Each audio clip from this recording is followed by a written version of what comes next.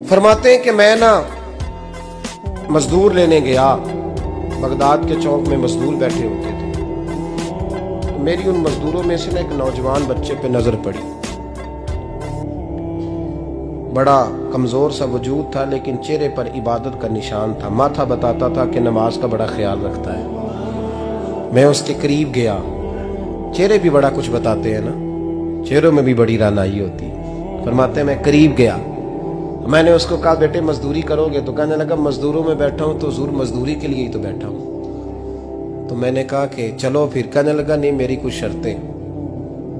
मैंने कहा बताओ। कहने लगा पहली शर्त यह है कि लोग 4 दिनार दिहाड़ी लेते हैं, मैं 3 दिनार लूंगा। मैंने कहा यार बे तो बड़ी बेहतरीन है, बाकी भी इस तरह की रख ले। उसने कहा हुजूर दूसरी शर्त यह है कि मैं आपकी मुकम्मल बात मानूंगा, लेकिन जब अजान हो जाएगी फिर आपकी नहीं सुनूंगा। तीसरी बात उसने ये की कि हुजूर मैं आपके घर में काम करूंगा पर आपके किसी सवाल का जवाब नहीं दूंगा। कहते मैंने कहा यार तू बड़ा अजीब है, शर्तें तो मालिकों की होती हैं। कहने लगा जी बहरहाल मैं शर्तें लगा के जाता हूँ। फरमाते मैं उसे घर ले आया। काम मैंने उसको बताया तो जो काम मजदूर सारे दिन में करता है ना, उसने 2 घंटे में ही कर दिया। हमारे मजदूर सिगरेट पीने में भी तो आधा घंटा लगाते हैं, वो चाय पीने जाएं तो पौना घंटा। वहां उनको भी तो दयानतदारी करनी चाहिए कि नहीं करनी चाहिए? ने मुआहदा किया है ना जी, तो पूरा उतरना चाहिए ना। कहते 2 घंटे में। अब काम जब बंदा शुरू कराता है तो काम और निकल आता है। कहते काम मैंने उसको और बता दिया, वो करने लगा। उसने मिट्टी निकाल के रखी थी बाहर रास्ते में, तो अजान हो गई जोर की। उसने वहीं कुदाल छोड़ी कही और चलने लगा। तो मेरा बेटा कहने लगा इसको जरा बराबर कर दो। कहने लगा चुप कर जा, तेरे बाप से बात हुई थी, जब अजान होती है तो मैं किसी और की नहीं सुनता, सिर्फ अल्लाह रसूल की सुनता हूँ। कहते मस्जिद चला गया, नमाज पढ़ के आया तो दोपहर का वक्त था। मेरी बीबी कहने लगी इसको को खाना खा ले। कहते हमने कहा खाना खा लो। तो कहने लगा मैंने रोजा रखा हुआ, रमजान भी नहीं था, नफली रोजा रखा हुआ।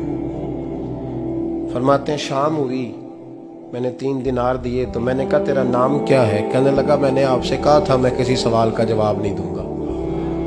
वो चला गया। अगले दिन मैं फिर लेने गया उसे, काम कुछ और निकल आए। तो लोगों ने बताया वो सिर्फ हफ्ते वाले दिन आता है।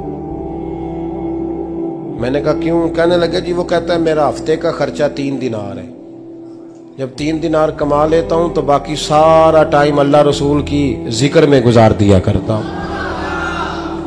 फरमाते हैं अजीब। अगले हफ्ते मैं फिर लेने गया, मैंने पूरा हफ्ता इंतजार किया कि काम उसी से कराना है। मैं जब गया तो मैंने कहा चलो। कहने लगा मेरी शर्तें याद है ना? और मैंने कहा याद है भाई साथ चल। फरमाते हैं काम कराया। 2-3 हफ्ते वो आता रहा। एक हफ्ते में गया तो लोगों ने कहा हुजूर आज नहीं आया। क्यों? कहने लगे बीमार हो गए। कहाँ घर है? कहने लगे बगदाद के कब्रिस्तान के पीछे जो कच्ची आबादी है उसमें रहता है।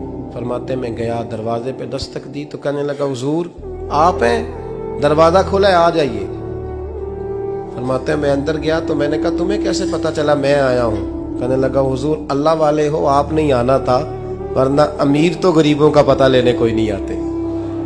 कहते मैं करीब गया तो कहने लगा मैं आपका इंतजार कर रहा था, तेज बुखार है, तप रहा। जेब से कुछ पैसे निकाले, कहने लगा ये पैसे रख लें। एक अंगूठी निकाली, कहने लगा हुजूर आज रात को मेरा इंतकाल हो जाएगा, इन पैसों का कफन खरीद के सुबह जनाजा पढ़ के मुझे दफन कर देना, और जब दफन करो तो ये अंगूठी लेके असर के बाद हारून रशीद के पास जाना। आप उसे कहना मैंने मिलना है पर वो आपको टाइम नहीं देगा।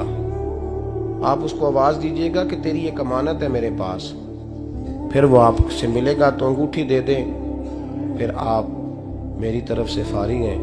हजरत फरमाने लगे तेरा नाम? और कहने लगा हुजूर वक्त थोड़ा है, आज रात मैंने जाना है, बड़ी लंबी माफी मांगनी है रब करीम से, अगर मुनासिब समझे तो मुझे अपने रब से तन्हाई कर दे। फरमाते हैं मैं आ गया पर उसकी बातों ने मुझे सारी रात सोने नहीं दिया। फरमाते हैं सुबह बड़ी मुश्किल से सूरज निकला, मैं गया दरवाजे पे हाथ रखा तो दरवाजा खुला हुआ था। अंदर दाखिल हुआ तो खुशबुएं मेरा इस्तकबाल कर रही थी।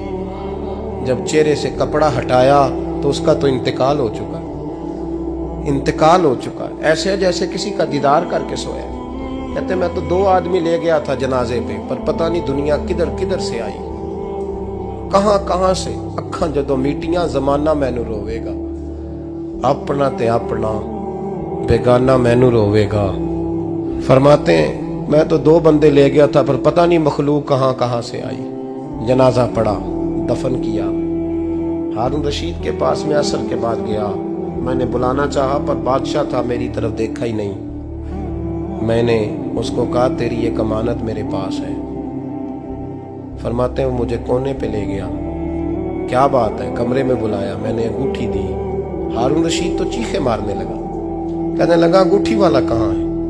मैंने कहा वो तो इंतकाल कर गया। कहने लगा मुझे कब्र पे ले चल। कहते मैं कब्र पे लाया तो वो लेट गया, तड़प के रोने लगा। मैंने कहा मेरा कलेजा फट जाएगा, ना उसने कुछ बताया ना तूने बताया, ये कौन था? तो हारून रशीद कहने लगा ये मेरा बेटा था। मैंने कहा तेरा बेटा और मजदूर?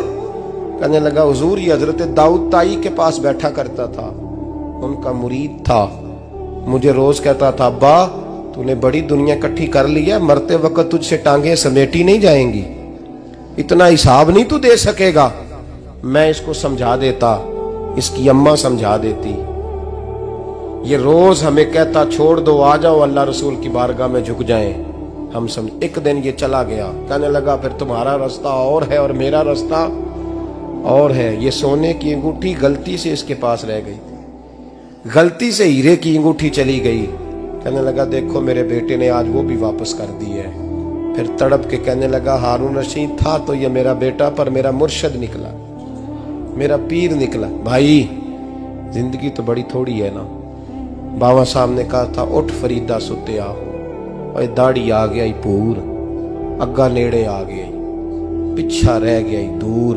उठ फरीदा सुत्या खलकत वेखन जा, मते कोई मिल जाई बख्शिया ते तू ही बख्शिया जा।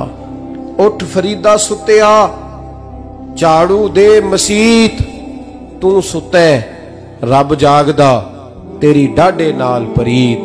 मेरा रब हमें भी अपनी बारगाह में कबूल फरमा।